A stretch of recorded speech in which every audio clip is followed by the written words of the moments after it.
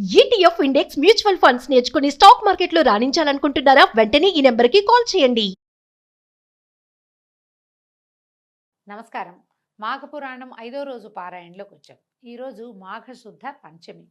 ఈ పంచమిని శ్రీ పంచమని, వసంత పంచమని చెప్తారు. ఈ మాఘశుద్ధ పంచమి నాడే సరస్వతీదేవి జన్మించిందని చెప్పబడుతుంది. ఈ రోజున సరస్వతి పూజ చేసుకోవటం, కొత్త శాస్త్రాలు ఏమైనా చదవదలుచుకున్న వాళ్ళు మొదలు పెట్టుకోవటం, కొత్త విద్యాభ్యాసానికి అవసరమైన ఏర్పాట్లు చేసుకోవటం, పిల్లలకి అక్షరాభ్యాసం చేయటం, సరస్వతి పూజ చేసుకోవటం విశేషంగా చెప్పబడింది. గజం కేవలం 4,500 రూపాయలతో 165 గజాల భూమి కేవలం 8 లక్షలు మాత్రమే. అయితే ఇది సామూహికంగా సరస్వతి పూజ కంటే వ్యక్తిగతంగా చేసుకోవాలి. ప్రతి వాళ్ళకి జ్ఞానం అవసరం. చూడండి, గుంపులో గోవిందా అని ఉండకూడదు. ప్రతివాడికి సొంతానికి జ్ఞానం కావాలి. ఏదైనా కొత్త విద్య, సంగీతము, నాట్యము లాంటి లలిత కళలు అభ్యసించదలుచుకున్న వాళ్ళు కూడా ఈ రోజున ముహూర్తం పెట్టుకుని, దీనికి ఇంకా తిథివార నక్షత్రాలు చూసుకోక్కర్లేదు. శ్రీ పంచమి నాడు నాట్యశాస్త్రము, సంగీతము లేదా కావ్యాలు ఏదైనా కొత్తగా చదవదలుచుకున్న వాళ్ళు, కొత్త బుక్ స్టార్ట్ చేయాలనుకుంటారు కొంతమంది, వాళ్ళు కూడా ఈ రోజున మొదలు పెట్టుకోవచ్చు. దీనివల్ల ఏంటంటే మనకి మరింతగా జ్ఞాన సముపార్జనకి అవకాశం లభిస్తుంది. చాలా ప్రత్యేకమైన రోజు కాబట్టి సరస్వతి ఆరాధన విశేషంగా చెప్పబడింది. పంచమి నాడు మీరు పిల్లలకి, చిన్నపిల్లలకి అక్షరాభ్యాసం కూడా చేయించవచ్చు. కొత్త భాష నేర్చుకోవాలనుకుంటారు, లాంగ్వేజ్ కొత్తది, జర్మనీ, ఇప్పుడు జర్మనీ చదువుకోవడం కోసం వెళ్ళాలనుకోండి, పిల్లలు జర్మన్ నేర్చుకోవాలనుకుంటారు, వాళ్ళకు కూడా ఇది మంచి రోజు. ఈ రోజున స్టార్ట్ చేసిన ఏ పనైనా కూడా చక్కగా అవుతుంది. అంటే విద్యా సంబంధమైనది, జ్ఞాన సముపార్జనకి సంబంధించిన ప్రతి ప్రయత్నము ఈ రోజున మొదలు పెడితే చాలా సక్సెస్ఫుల్గా వెళ్తుందట. అవకాశం ఉన్న వాళ్ళు మీ రంగాల్లో ఏం నేర్చుకోదలుచుకున్నారో అది నేర్చుకోవచ్చు. సరస్వతి పూజ చేస్తారు కాబట్టి విశేషంగా బాసర లాంటి క్షేత్రాల్లో చాలా అద్భుతంగా జరుగుతుంది. మనకి హైదరాబాద్ సమీపంలో వర్గల్ దేవస్థానం ఉంది, అక్కడ కూడా సరస్వతి పూజ చేస్తారు. ఇంచుమించు అన్ని దేవాలయాలు, అమ్మవారి దేవాలయాలన్నిట్లలో కూడా త్రిశక్తి స్వరూపిణి కాబట్టి అమ్మవారు శ్రీ మహాకాళి, మహాలక్ష్మి, మహాసరస్వతి రూపిణిగా ఉంటుంది ఆమె. కాబట్టి మహాసరస్వతి స్వరూపాన్ని ఈ రోజున పూజించటం, ప్రార్థించటం, దర్శనం చేసుకోవటం చాలా మంచివి. పురాణంలోకి వద్దాం.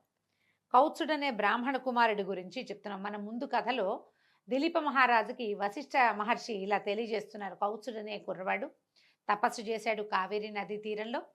తర్వాత అతనికి విష్ణుమూర్తి ప్రత్యక్షమైతే, నేనే స్వరూపాన్ని చూశానో ఆ స్వరూపమే ప్రజలందరూ దర్శనం చేసుకునేలాగా ఇక్కడే నువ్వు వెలిసి ఉండమని భగవంతుణ్ణి ప్రార్థించి అతను తన సొంత గ్రామానికి బయలుదేరి వచ్చాడు. అయితే ఇతన్ని మృగశృంగుడు అని కూడా పిలిచేవాళ్ళట.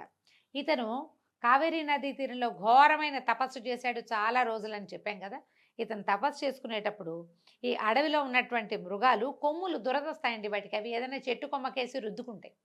ఈ నిశ్చలంగా కూర్చుని తపస్సు చేసుకుంటున్న ఇతను ఏదో ఒక శిలాస్వరూపంగా భావించి మృగాలు ఈ లేళ్ళు అవన్నీ తమ కొమ్ముల్ని అతనికేసి రుద్దేవిట, ఆ దురద తీర్చుకోవటం కోసం. అందుకని ఈయన మృగాలు తమ శృంగములతోటి అతన్ని రాపాడించినాయి కాబట్టి మృగశృంగుడు అని కూడా పిలిచేవాళ్ళు. శృంగం అంటే కొమ్ము అనమాట. అయితే ఏమైంది, ఈ బ్రాహ్మణ బాలుడైనటువంటి కౌత్సుడు అనేటువంటి మృగశృంగుడికి యుక్త వయసు వచ్చింది. అప్పటికే అతను పెద్దవాడయ్యాడు, 30 సంవత్సరాలు దగ్గర వచ్చేసినాయి. 30 ఏవేమోలేండి, 15 ఏళ్లకో వెళ్ళుంటాడు, 25 ఏళ్లకు తిరిగి వచ్చాడు. తల్లిదండ్రులు కుమారుడికి వివాహం చేయడానికి నిశ్చయించి తగిన వధువు కోసం అన్వేషించడం మొదలుపెట్టారు. వాళ్ళ అమ్మా నాన్న సంబంధాలు వెతుకుతారు. ఇప్పుడు కూడా మనం అమ్మాయి ఎలాంటి అమ్మాయి కావాలో పిల్లల్ని అడుగుతాం. ఏమిటి, జాబ్ చేసే అమ్మాయి కావాలా, ఇంట్లో ఉండే అమ్మాయి కావాలా, ఏవో కొన్ని 3 ప్రశ్నలు ఉంటాయి కదా, దాని గురించి చెప్తున్నారనమాట. విషయం తెలుసుకున్నటువంటి కౌత్సుడు తన తల్లిదండ్రులను ఉద్దేశించి ఇట్లా అన్నాడు. తల్లిదండ్రులారా, నాకు వివాహం చేయాలనే మీ తపన నన్ను ఎంతో ముగ్ధుని చేసింది. కానీ వివాహం చేసుకునే ముందు వధువు యొక్క గుణగణాలని పరిశీలించాలి కదా. వధువు యొక్క గుణగణాలు, మంచి చెడ్డల పట్ల నాకు కొన్ని నిశ్చయమైన అభిప్రాయాలు ఉన్నాయి, వాటిని వివరిస్తాను వినండి అని చెప్పడం మొదలుపెట్టాడు. ఇప్పుడు మనం మాఘమాసం ఆహాత్మ్యం కదా తెలుసుకుంటున్నాము. మధ్యలో ఈ రామాయణంలో పిడకల వేట ఎందుకండి అంటే, పురాణాలు అందుకే వినాలి మనం. పురాణాల్లో బోల్డని పిడకల వేటలు ఉంటాయి, వేరే కొత్త సంగతులు చెప్తారు. చూడండి, ఒక అతను తపస్సు చేశాడు. మొదటిది ఏం చెప్పారు, స్నానం చేయగానే అతనికి పులిముఖం పోయింది, అంటే స్నానం చేస్తే పులిముఖం పోతుంది. రెండో వాడు తపస్సు చేశాడు. ఈ తపస్సు చేసినప్పుడు అతను మాఘస్నానం చేయటం వల్ల తక్కువ సమయంలోనే అతని తపస్సు సిద్ధించింది. ఏం చెప్తున్నారు, స్నానం చేయి మంచి జరుగుతుంది అని కాకుండా ఎలాంటి మంచులు జరిగేందుకు అవకాశం ఉందో కూడా చెప్తున్నారు. ఇతను జ్ఞానవంతుడయ్యాడు. ఎలాంటి కన్యని వివాహం చేసుకోవాలో ప్రజలకి మనకి తెలియజేస్తున్నాడు అనమాట. వధువు గుణవతి, శీలవతి అయి ఉండాలి. పెద్దలని గౌరవించాలి, ఆరోగ్య సూత్రాలని పాటించాలి. అంటే పొద్దున్నే లేవాలి, రాత్రి పెందరాళే పడుకోవాలి, కాల భోజనము, కాల నిద్ర చేయాలి. ఆరోగ్య సూత్రం పాటించడం అంటే ఇంకా అదే ఆరోగ్య సూత్రం. అసూయ ద్వేషాలు ఉండరాదు, మర్యాద మన్ననలతోటి మెలగాలి, అందరినీ సమభావంతో చూడాలి, పక్షపాతం పనికిరాదు, అత్తమామల్ని ఆదరించాలి, వినయ విధేయతలతోటి మెలగాలి, భర్తను తూలనాడరాదు, భర్తకు అనుకూలంగా మెలగాలి, మంచితనము నెమ్మదితనంతో ఉండాలి. ఇవన్నీ ఇప్పుడు కూడా కావాలండి మనకి. అమ్మాయిలు ఏమంటారు, నాకే కావాలా, నేనే ఉండాలా, ఇలాగా నువ్వు ఉండవా అంటారు. అబ్బాయిలు కూడా దీనికి తగినట్టు ఉండాలి. ఇప్పుడు ఆయన చాలా బుద్ధిమంతుడని చెప్పుకున్నాను చూడండి, ముందు పురాణంలో చెప్పా, ముందు రోజు పారాయణలో. చాలా బుద్ధిమంతుడైన వాడు, చాలా బుద్ధిమంతులైన వాళ్ళని కోరుకోవచ్చు, సహజమే. మరి ఇంకా ఏం చెప్తున్నాడు, కార్యేషు దాసి కరణేషు మంత్రి, భోజేషు మాత, సేనేషు రంభ, క్షమయాధరిత్రి, ఇంకో పదం కూడా ఉందండి. ఇది ఇప్పుడు కూడా ఈ పదాలు వింటుంటాం. అలా నేనే ఎందుకు ఉండాలి, వాళ్ళు ఎందుకు ఉండకూడదు లాంటి రెటమతం కాకుండా అసలు వాళ్ళు ఏం చెప్తున్నారో వింటే మనకు తెలుస్తుందన్నమాట. ఇవన్నీ పెద్దల నుంచి నేను విన్నట్టుగా ఇంటి పనులలో దాసివలెను, భర్తకు సలహాలు ఇవ్వడంలో మంత్రిగాను, భర్తను సుఖింపజేయటంలో శృంగార దేవతగాను, భూదేవి అంతటి ఓర్పుతో ఉండవలెను. కోరుకుంటున్నాడు పాపం. ధర్మార్థ కామ మోక్షములనడి చతుర్విధ పురుషార్థాలను తెలుసుకుని వాటికి అనుగుణంగా మెలుగుతూ మోక్షాన్ని పొందు మార్గాన్ని అన్వేషించున్నదిగా ఉండవలెను. మోక్షాన్ని ప్రతి వాళ్ళకి, మనిషే పుట్టిన వాడికి మోక్షమే కావాలి. ఇప్పుడు భర్తలు మోక్షార్థులుగా ఉన్నారనుకోండి, వాళ్ళని సేవించడమే భార్య యొక్క మోక్షార్థ గమనం అన్నమాట. నిత్యము ధర్మబుద్ధిని కలిగి ఉండాలి, దైవభక్తి పరురాలై ఉండవలను. ముఖ్యంగా వధువు పుట్టినింటికి మెట్టినింటికి పేరు తెచ్చేదిగా ఉండాలి. ఈ పై లక్షణాలు కలిగిన స్త్రీని వివాహం ఆడడం వల్ల ఆ దంపతుల సంసార జీవితం 3 పువ్వులు 6 కాయలుగా వర్తిల్లుతుంది. పెద్దల మాటను కానీ భర్త మాటను కానీ జవదాటక వారికి అనుగుణంగా నడుచుకునే స్త్రీ పరమ పవిత్రురాలై దైవ సన్నిధికి చేరగలదు. కావున అట్టి సద్గుణ సంపన్న అయిన స్త్రీని వివాహం ఆడవలెను. ఇవన్నీ మంచి మాటలేనండి. ఇందులో ఆడవాళ్ళని తక్కువ చేసేదో, మగవాళ్ళని పురుషాధిక్యత పెంచేదో ఏమీ లేదు. పురాణం సాఫ్ట్గా, మృదువుగా, చక్కగా చెప్తుంది. దీంట్లో ఏంటంటే మనం ఇన్ని గుణాలు కోరుకునేవాడికి అందులో కొన్నైనా ఉండాలి.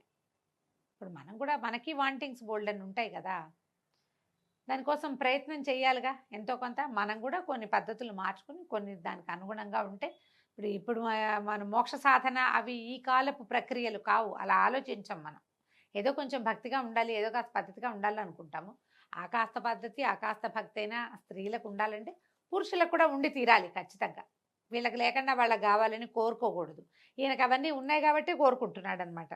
అందరినీ ప్రేమాల రాగాలతోటి సమభావంతో చూడాలి. అట్టి స్త్రీ ప్రజలందరి చేత ప్రశంసలు పొందగలదు, కీర్తి ప్రతిష్టలను ఆర్జించగలదు, చల్లని తల్లి అని 10 చేత మెప్పు పొందగలదు. సద్గుణములు కలిగిన భార్యని పొందిన వాడికి అంతకంటే వేరే స్వర్గం ఉండదు. మంచి గుణాలు ఉన్న పిల్లగా అమ్మాయి కనుక దొరికితే వాడికి ఇల్లే స్వర్గం కదా. పురుషుడికి పూర్వజన్మ సుకృతం బాగా లేకపోతే పరమ గయ్యాళి అయిన భార్య దొరుకుతుంది. ఇంకా వారి సంసారం అంతా నరకకూపంగానే ఉంటుంది. కాబట్టి పెళ్లి చేసుకోబోయే స్త్రీ ఈ లక్షణాలు కలిగి ఉన్నదో లేదో తెలుసుకోవాలి. అటుపిమ్మటే ఆ స్త్రీని వివాహం ఆడుట శ్రేయస్కరము.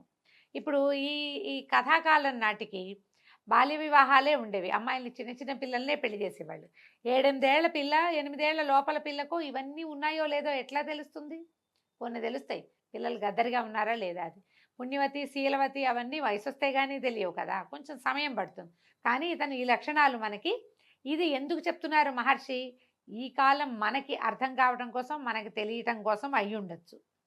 తర్వాత తల్లిదండ్రులారా, నేను నా అభిప్రాయం చెప్పాను, ఇక మీ ఇష్టము. పెద్దల మాటలను, జన్మనిచ్చిన తల్లిదండ్రుల మాటలను జవదాటేవాడిని కాను అని విప్రబాలుడు తన అభిప్రాయాన్ని వెలిబుచ్చాడు. పుత్రుని మనోగతాన్ని గ్రహించిన తల్లిదండ్రులు ఎంతగానో సంతోషించారు. కౌత్సుడు వివాహానికి సన్నద్ధంగా ఉన్నాడు అని ఇప్పుడు ఒక పెళ్లి గురించి మాట్లాడంగానే అబ్బాయి ఇలా మాట్లాడాడు అనుకోండి, జాబ్ చేసే అమ్మాయి కావాలంటే పెళ్లికి రెడీగా ఉన్నట్టు. ఈ లక్షణాలన్నీ వింటే ఇతను వివాహ యోగ్యమైన వయసులో ఉన్నాడు, వివాహానికి సంసిద్ధతని వ్యక్తం చేస్తున్నాడు అని తల్లిదండ్రులు అర్థం చేసుకుని సంతోషించారు. కాబట్టి ఏం చెప్తున్నారు? వధువు మంచి కుటుంబానికి చెందిందై ఉండాలి, మంచి మర్యాదలు తెలిసిన విద్యావంతురాలై ఉండాలి, దేవబ్రాహ్మణులను పూజించున్నదిగాను దైవభక్తి తత్పరత కలిగి ఉండాలి. ఇవన్నీ విన్నాక వాళ్ళు చాలా సంతోషించి, నాయన నీ అభీష్టం నెరవేర్చుకోవడానికి ఆ భగవంతుని కూడా వేడుకుందాము, నువ్వు కూడా దైవ ప్రార్థన చేసుకో, మంచి భార్య రావాలని. మంచి భార్య వస్తే సంసారం, గృహస్థ జీవితం ఆనందంగా ఉంటుంది. దీని తర్వాత తీసుకోబోయే వర్ణాశ్రమ ధర్మాల్లో 4వ ధర్మం ఉంది కదా, అది కూడా చక్కగా నడుస్తుంది. లేకపోతే ముందే ఆ 4వ ఆశ్రమానికి ప్రవేశించాల్సి వస్తుంది.